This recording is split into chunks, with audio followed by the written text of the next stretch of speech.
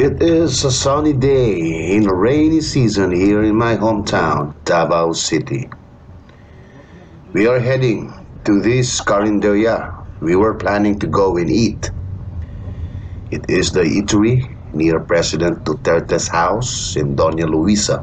The traffic is just fine. We talk about how to come up with a good quality video despite of the low-end cell phone that we used to shoot this episode. And we also talk at how the car is so jumpy that it made it as though we are driving in a bumpy road. But it is because of the bearings of the car's rim.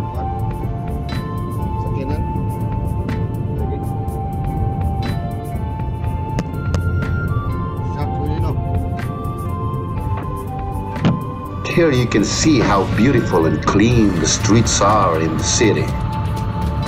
Traffic smooth as the driver is speeding up the road despite its city ordinance speed limit enforced by traffic police.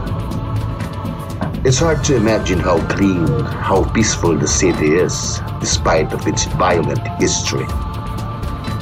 Well, maybe this is the result of the violent conflicts between the rebels, terrorists, versus the local government.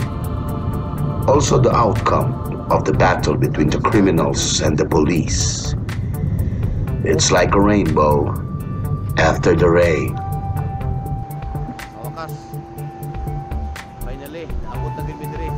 And so finally we arrived at the eatery.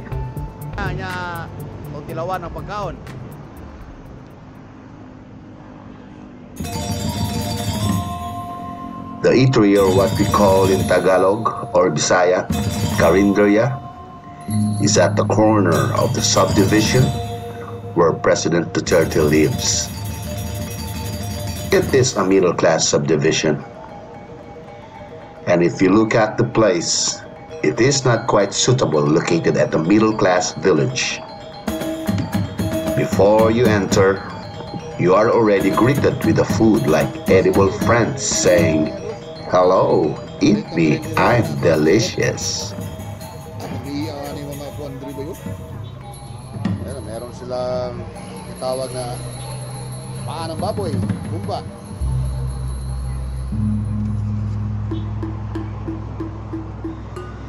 The food are definitely Filipino. You have adobong baboy, adobong manok, ginisang munggo, sabaw ng paa ng baboy, or pork feet soup, umbak, minudo. And there we realized that all that was being offered are all pork.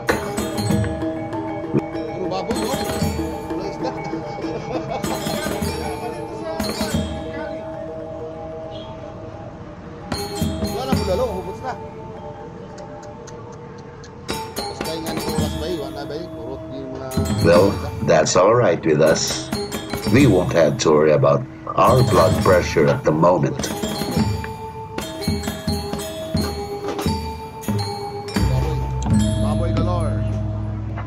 The pork feet soup, or the sabaw ng paa ng baboy, is really good. I like to mix a little bit salty and a bit sweet. Broth is a little bit thick, which we really like. The menudo is just right enough, viand when you're hungry.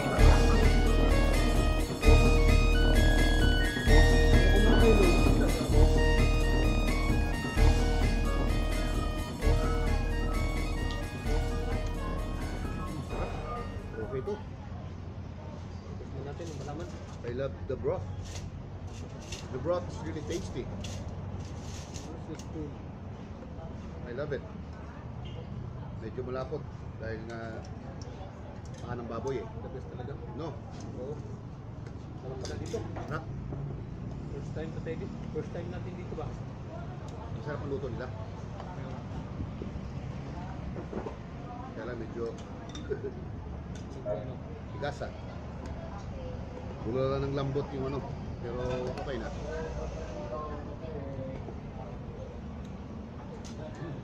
Okay. Very good. Nice. I like it. Meron kayong malamig na ano, boss? But the pork feet, we are in love and order more, including asks for more soup. It is really delicious. Dapat makakalimutan yan. Ito yung paborito natin. Ito. Red Hot Chili Peppers. The best talaga to. Talagang hindi yan makakalimutan talaga yan. Tapos ito, tignan natin ito nila. Dudo. Anong tawag nito? Dudo. What do you call this? Ito yung sagam. Kaya ba? Minudo. Dudo pala. Minudo nila. Minudo na mayroong kasamang liver ng baboy.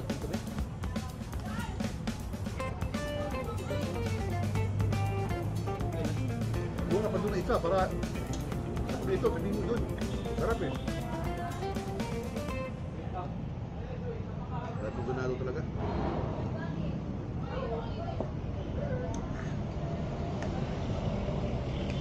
Very good food. Pinoy na Pinoy. Ito sa sawal sana, no? Buka ka doon. Anong kasi? Toyo. O yung kamansi. Tawag naman na rin. Kakain ka na rin. Well, saan ka na kayo? Ngayon na naman. Ano naman? Kain. Sarap eh. Sarap yung ano. Dagdag din naman ng sabaw, Le. Le. Nag-order ka ni? Isa? Oh, nag-order ako. Nagkuha ko sabaw. Nagana Sabaw. sabaw duman. 4 minutes. Ano 4 minutes? Stop ko na. Gusto ka lang ulam, oh. Hindi mo mahurot na. Ayos na ayos. Right? Ano kinain mo, right?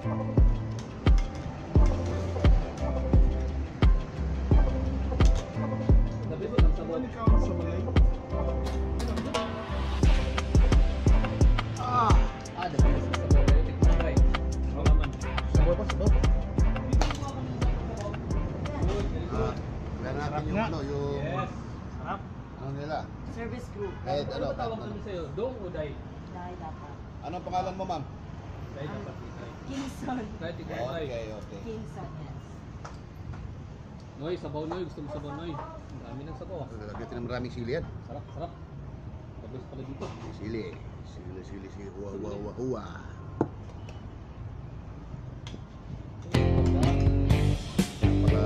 Kaya pala gusto ng ating presidente dito. Talagang humig na humig. The best na. Sabaw.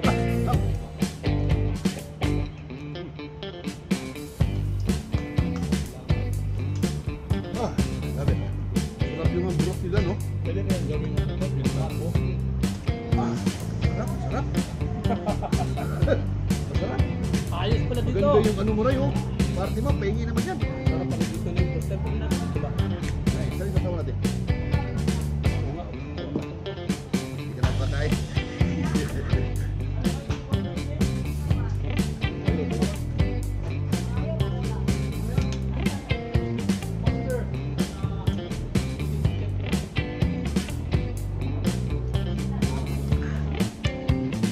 Ah!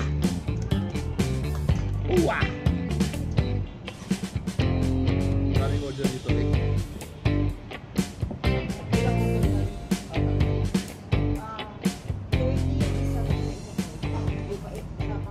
Yung aking 40.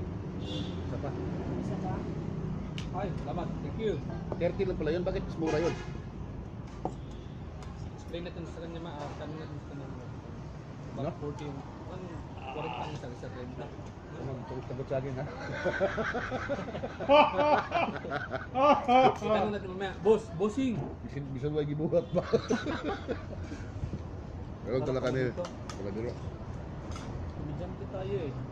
Sandali. Mas sarap yung sabaw talaga. Ito. Ano ginawa mo sa sili? Ito ang paborito natin. Diba? Ibang-ibang ka talaga, Leo. Ito ang idol ko eh. Lodi! Wak! Ito mas masarap ito kaysa dito. Masarap yung paa ng baboy nila. Sarap mo. Ano? Meron pa doon. Sarap ako. Ay, sa kibento ba na yun? Gabe. Woo! Patsok. Atchop Boulevard. Atchop Doña Luisa. Patsok. Skyline. Gimpo Boulevard. Atchop Pampanga Boys. Patsok talaga. Meron kayong maliit na kutsilyo? Knife bread? Bread knife? Wala. Okay. Awal pala, hinahawakan ito. You have to use this by your hand if you want to eat it like this. They don't have any small knife. So you let's dip it in soy sauce with Pagpila yung rice guys. Doon takay. Sige, sige. yeah. Ako na yung isa. Diyan, doon yung rice niya, additional. Sa akin.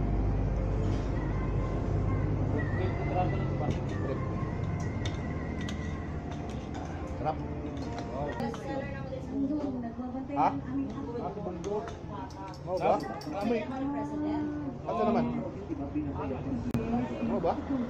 Kingson, the head server, he said that then Mayor Rodrigo Duterte eats here frequently, and his favorite food is the ginisang munggo. Order yung galing na. Ingon ang taka?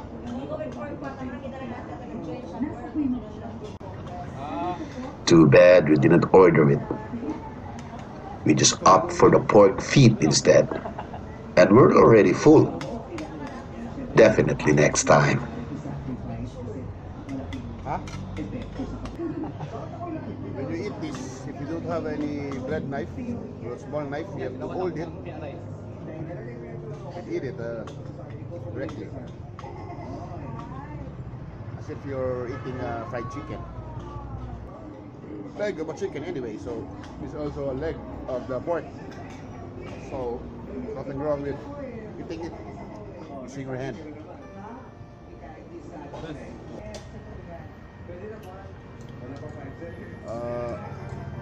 One thing I noticed about this eatery is that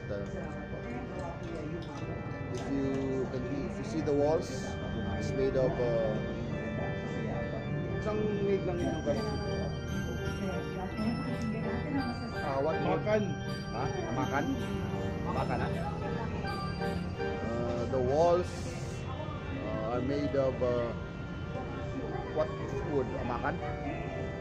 Makan style. Oh, but the wood is Kamot mo ako siya.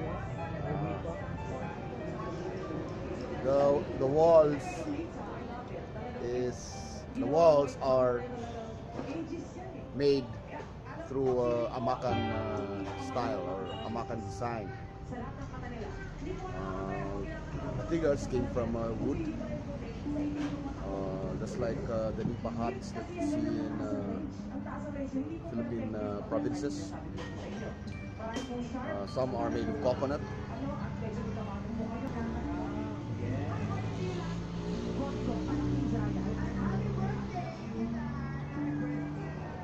Taga po kakaon diri mga kuan, mga taga-kuan. Luisa. PSG. PSG. PSG, Mirsala, Baste, Titi, and President. Really? They eat here almost every day. Every day. The PSG, or the Presidential Security Group, eats here almost every day during breakfast and lunch. Sometimes Mayor Inday Sara also come to eat here. The security of the President and Mayor Inday who come here very often, you're with security people who definitely will defend should any bad occurrences takes place. It was really a good lunch, a pure Filipino lunch, a Davaoeño lunch, right in the heart of Davao City, Ecoland, right there at the little corner of Doña Luisa Village, lies a food stall, Turo-Turo in Filipino Boss, among i-vlog ang that wants you to eat what they offer, Paritong karinderya sa atin. absolutely serve you that what the highest official of the land Meron eats. sila- As the city speaks for itself, the cleanliness, the peacefulness, you need not to worry about the orderliness. You also need not to look for other expensive restaurants to fill your hunger. You just have to hop in and eat here. With the ginisang munggo, you know, you're always being served and protected.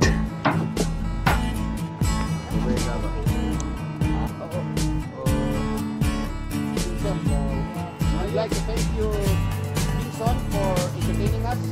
We'll be back again. Next week. Monday. We already know that the PSP are here. We will try the Mongo. We always eat here, so that we are always protected. Thank you.